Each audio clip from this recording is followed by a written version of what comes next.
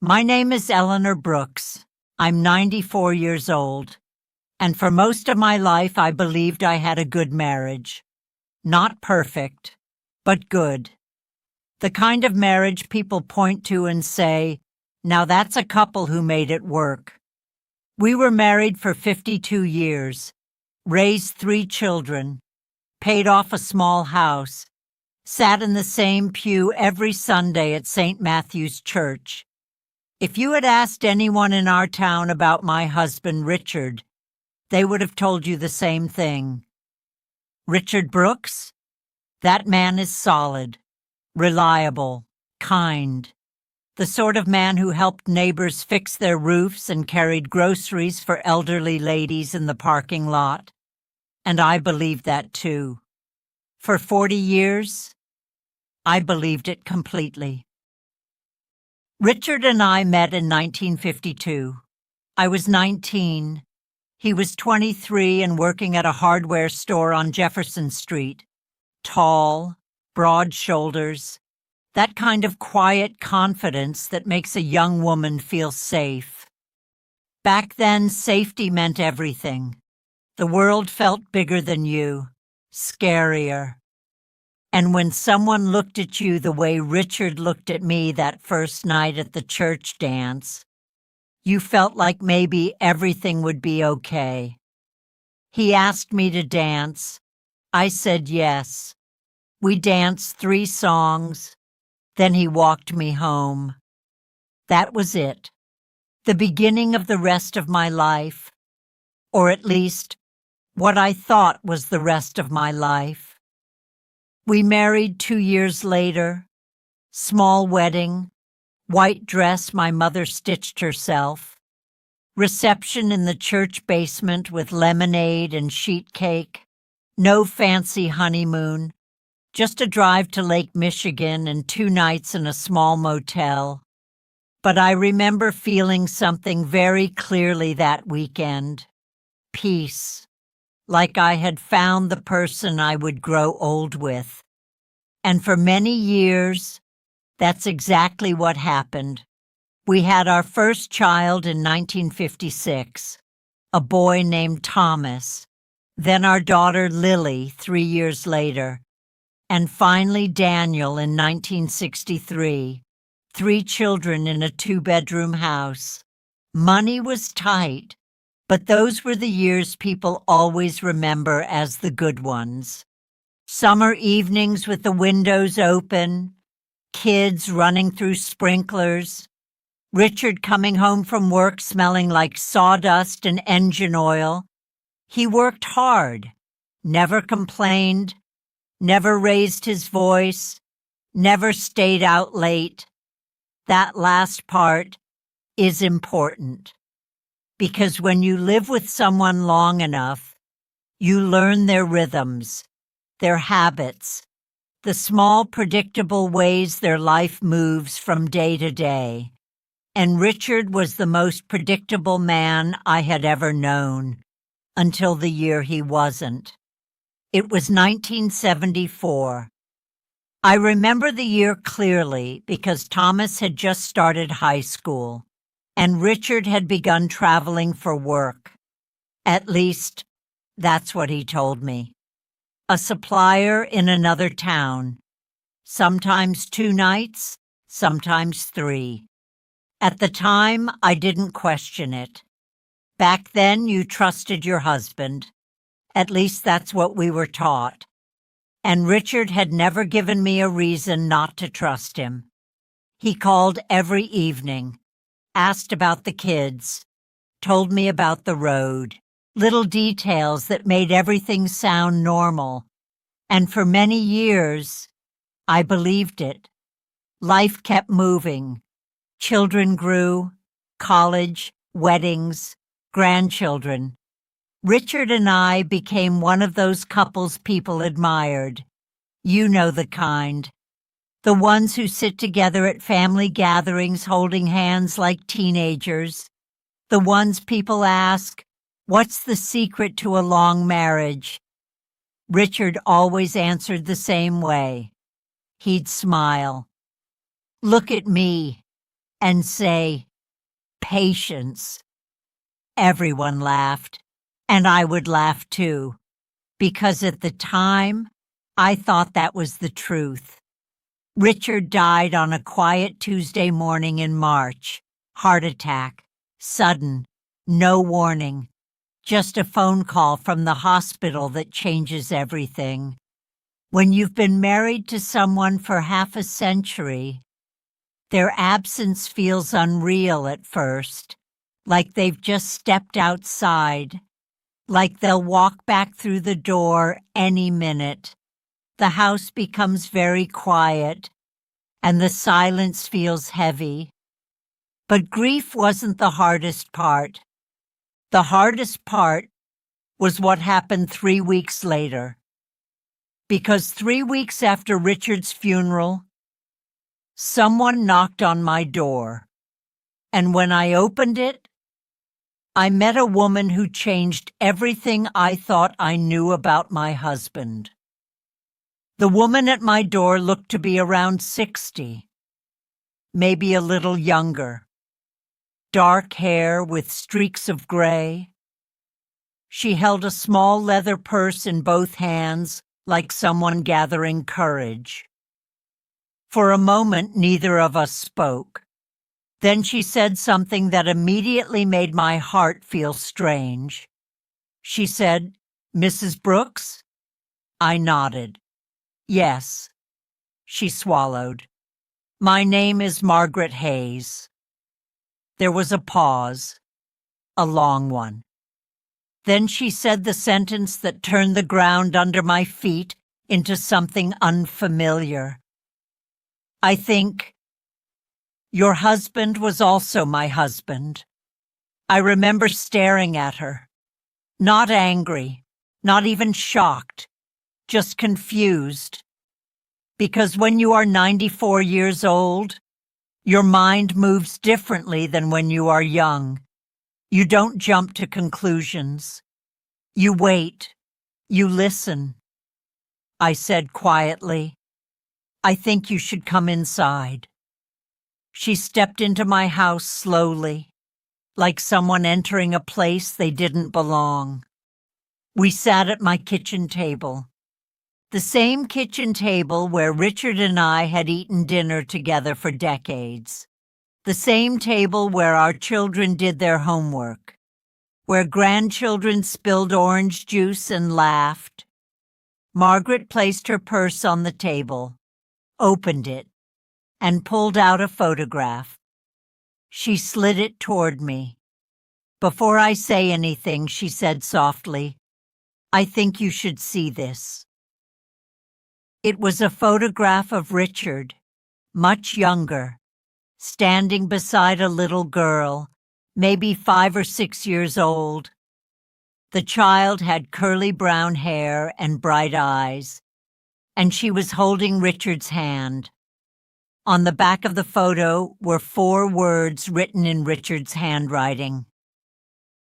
Emily, age 6, 1983. I remember looking at that photograph for a long time, because the strange thing about betrayal is that it doesn't always arrive as an explosion. Sometimes it arrives quietly, like a slow crack forming in a wall you've leaned on your entire life. Margaret began speaking. Her voice was calm, almost gentle. She said she met Richard in 1973 at a construction site where she worked as a bookkeeper. He told her he was divorced, said he had 3 children, but they lived with their mother. He said the marriage had ended years earlier. Margaret said he was kind, funny, reliable. The same words people use to describe him in our town. They married in 1975. Small ceremony, another church, another white dress, another set of promises. And in 1977, their daughter Emily was born. Margaret told me these things slowly, carefully, watching my face the whole time. waiting for anger. But what I felt wasn't anger. Not yet. It was something stranger. Disbelief. Because the timeline didn't make sense. Those were the same years Richard was coming home every night to me, eating dinner with our children, watching television beside me on the couch, holding my hand in church. I finally asked the question that had been sitting quietly in my chest since she arrived. "How long?" I said. Margaret hesitated. Then she answered, 40 years. 40 years.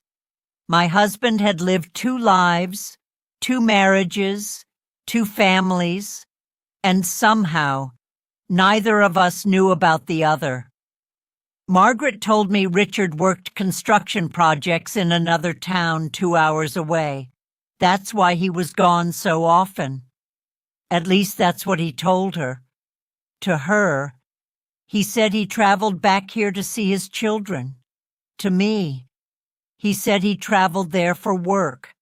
And for 4 decades, the story somehow held together. I leaned back in my chair and laughed, not because anything was funny, but because sometimes the mind doesn't know what else to do.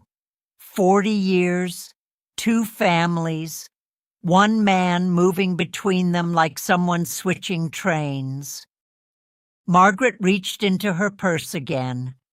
This time she pulled out a small box. Inside were photographs, birthday parties, school graduations, Christmas mornings, and in every one of them, Richard stood smiling beside a child I had never seen. His daughter. She looked like him. That was the hardest part.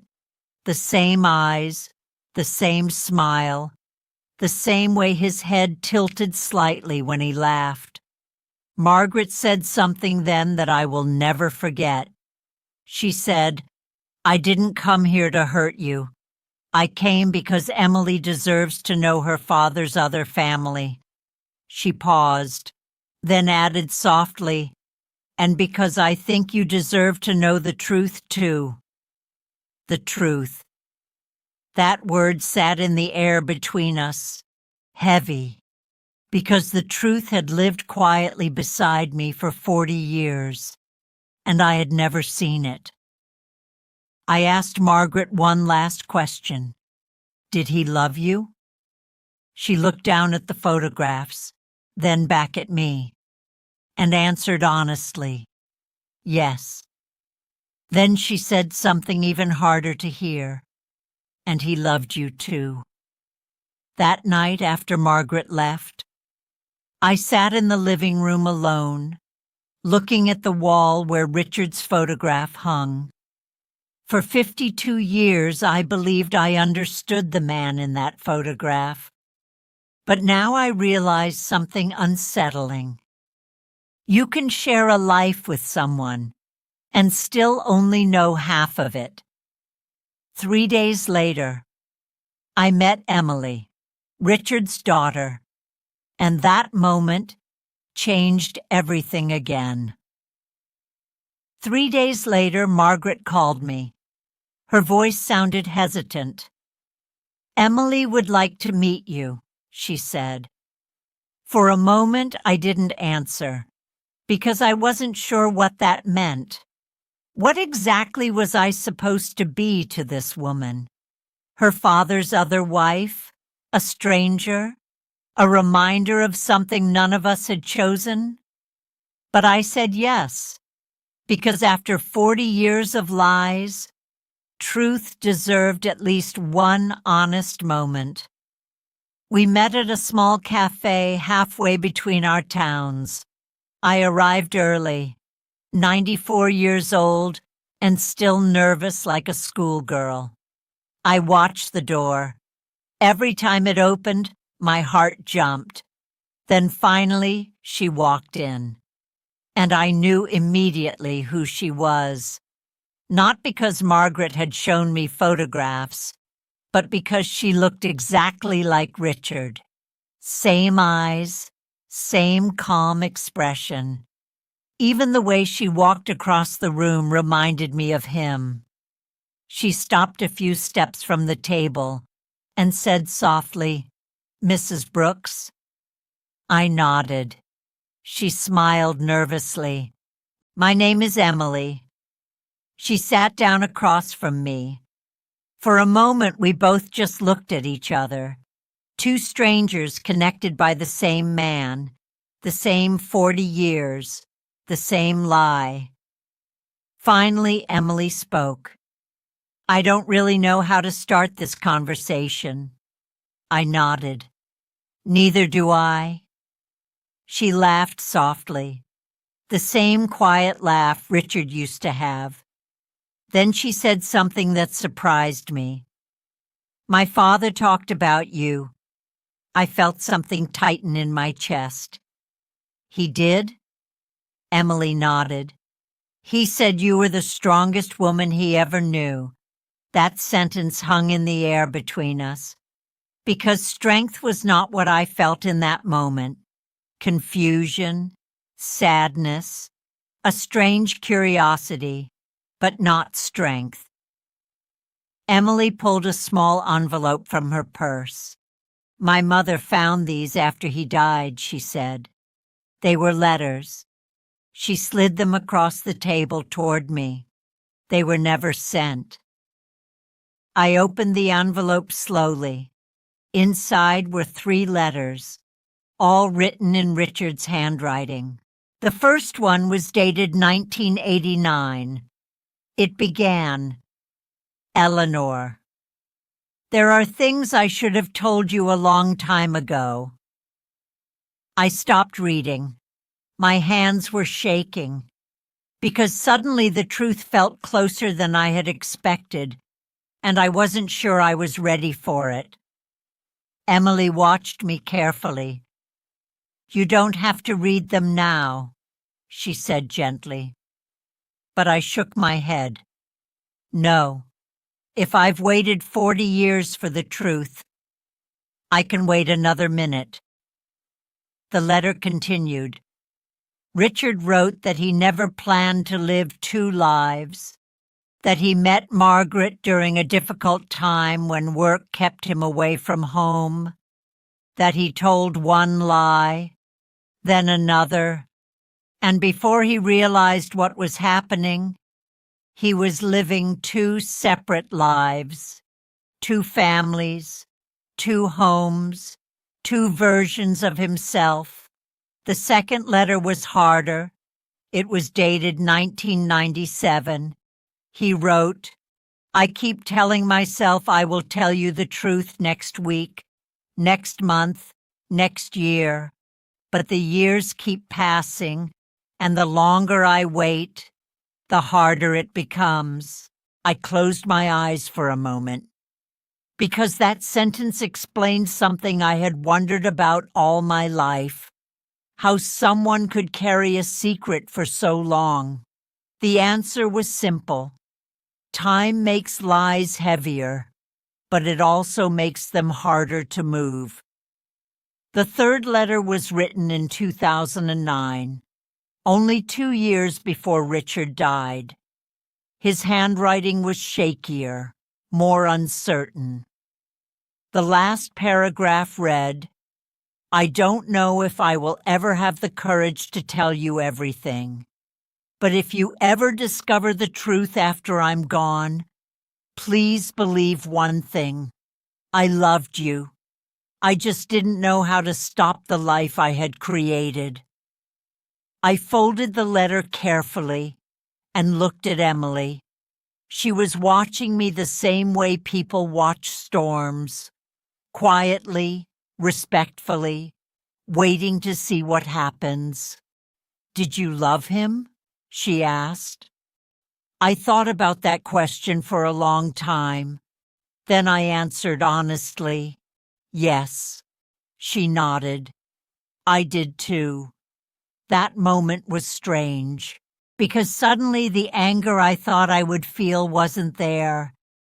Instead, there was something else, something quieter, understanding. Emily said something then that surprised me even more. "You know," she said, "I used to think my father was the most honest man in the world." She smiled sadly. "And you probably thought the same thing." I nodded. Yes, 2 women, 2 lives, both believing they knew the same man, and both realizing at the same time that we had only known part of him. A week later, I told my children. Thomas was silent for a long time. Then he said, "So all those business trips?" I nodded. "Yes." Lily cried, not because she hated her father, but because the image she carried of him her entire life suddenly felt fragile. Daniel said something I didn't expect. He said, "Mom, are you okay?" That was the moment I realized something important. For 40 years, Richard's secret had lived quietly between 2 families, but the truth was now bringing those families together. A month later, we had dinner together. All of us. My children, Margaret, Emily, and Emily's 2 daughters, Richard's grandchildren. We sat around a long table in my house, the same house where I had spent 52 years believing I understood my husband. And I looked around that table and realized something strange. Richard had lied to us. But the truth he left behind had created something he never planned. A bigger family. That night, Emily hugged me before she left. She said, "I wish he had told us the truth." I nodded. So do I. Now I'm 94 years old, and when people ask me what the hardest lesson of my life was, I don't say betrayal, I don't say lies. I say this: people are more complicated than the stories we tell about them. Even the people we love most. Even the ones we believe we know completely. Richard lived 2 lives, and I spent 40 years believing in only one of them. But in the end, the truth didn't destroy my family. It simply showed me how much bigger it really was. And sometimes, at 94 years old, that's the only kind of peace you can hope for.